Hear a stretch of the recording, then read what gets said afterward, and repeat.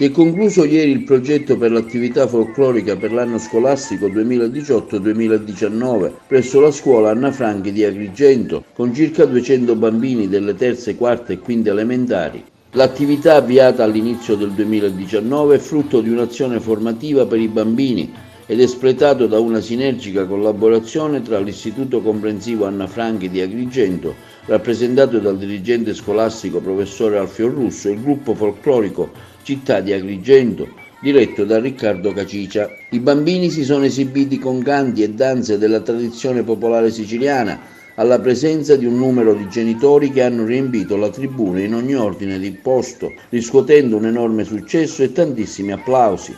Un sentito ringraziamento va a tutti coloro che hanno collaborato all'attività e precisamente per l'istituto scolastico a Gioacchino Alfano e Gabriella Conti, mentre per il gruppo folk a Giussi Galia e Alice Daina, che con grande spirito di iniziativa hanno preparato i bambini.